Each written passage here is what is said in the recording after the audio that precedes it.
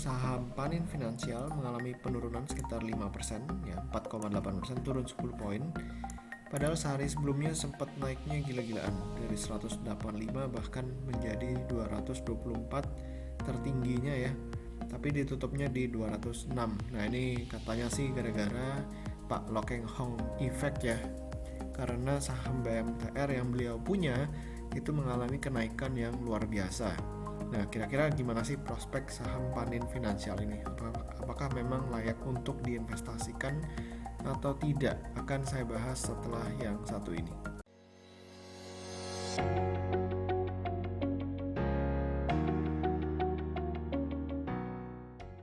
Oke, terima kasih ya teman-teman investor semuanya. Bagi yang belum subscribe, boleh tolong di subscribe terlebih dahulu karena subscribe itu gratis. Buat yang sudah subscribe, terima kasih banget sudah mendukung, mensupport YouTube channel Pesan Saham ini. Nah, sekarang kita akan membahas PT Panin Finansial, mulai dari company profile dulu. Nah, ini saya ambil dari materi public expose-nya ya. Perseroan ini berdiri pada tahun 1974, berkantor pusat di Jakarta, lalu terdaftar di Bursa Efek Indonesia di tahun 1983. Jadi ini salah satu perusahaan yang cukup tua ya. Pada waktu itu adalah perusahaan asuransi jiwa pertama yang go public. Lalu berubah namanya menjadi Panin Finansial Tbk tahun 2010. Nah, ini presiden komisarisnya Mumin Ali Gunawan. Lalu presiden direktur atau direktur independennya Liana Loren Limanto. Nah, kalau misalnya kita lihat dari kinerja perusahaannya dari tahun 2017 ke 2019 memang cenderung mengalami penurunan ya pendapatan preminya dari 4,1 triliun sampai menjadi 3,7 triliun. Nah, laba bersihnya tapi mengalami peningkatan. Nah, dia dari pemilik entitas induk itu meningkat dari 1,4 triliun menjadi 1,8 lalu menjadi 1,9. Nah, kenapa bisa terjadi kenaikan?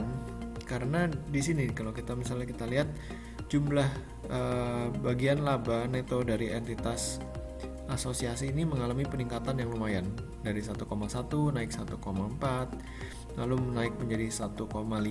Jadi memang ini lumayan mendukung ya bagian laba neto dari entitas asosiasi. Makanya laba per saham dasarnya juga naik 45, 57 dan juga menjadi 61. Lalu kalau misalnya kita lihat dari asetnya ini selalu mengalami peningkatan. Bahkan dari 2017 ke 2019 itu naik sekitar 4 triliun ya jumlah asetnya, dan jumlah liabilitasnya ini mengalami penurunan. Jadi ini adalah suatu bentuk neraca yang sangat sehat menurut saya, di mana liabilitas itu turun tapi aset itu bisa naik. Jadi artinya ekuitasnya naik ya dari 19,9 triliun menjadi 23,8 triliun. Lalu kalau misalnya kita lihat dari return on equity-nya masih bagus di kisaran 7-8% di tahun 2019. Lalu dari return on asetnya juga sangat baik ya 5-6%. Aset rasio lancar juga bagus di 274%. DER-nya juga kecil ya 18,4%. Jadi secara neraca perusahaan ini sangat sehat.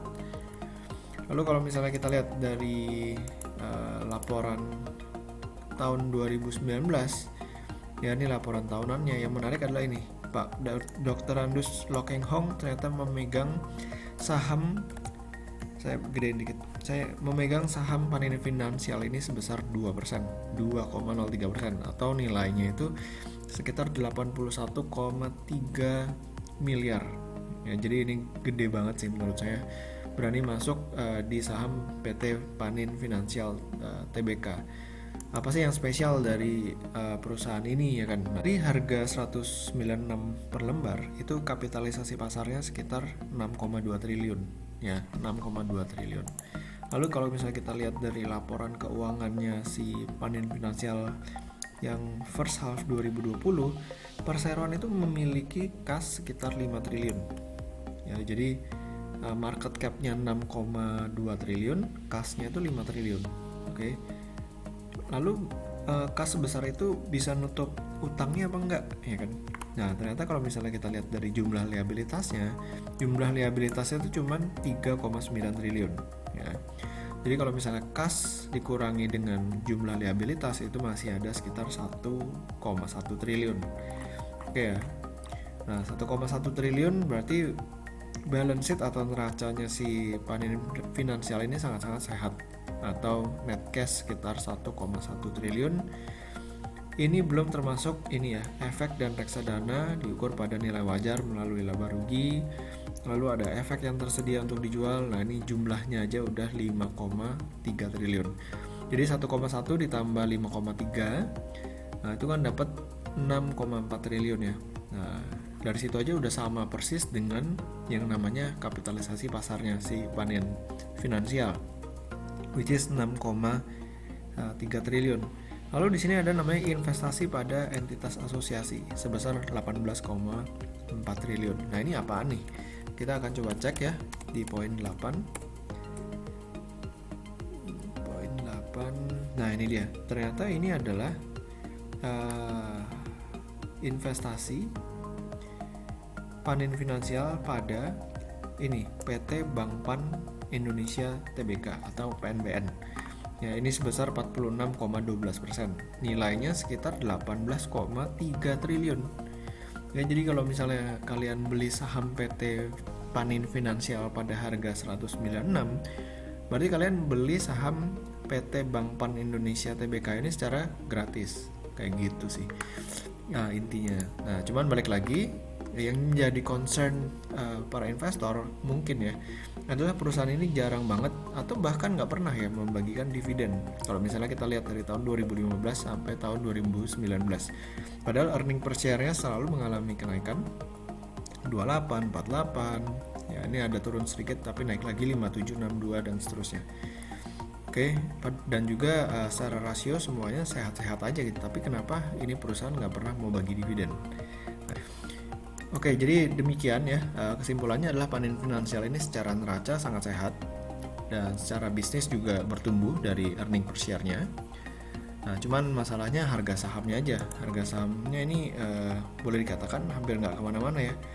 Dari tahun, kalau misalnya kita coba tarik selama 5 tahun, itu harga sahamnya belum kemana-mana ya. Dari 200 mungkin kemarin sempat naik ke 400-an, tapi balik lagi ke 200-an. Nah, ini apakah menjadi kesempatan untuk membeli lagi atau ada something wrong ya kan?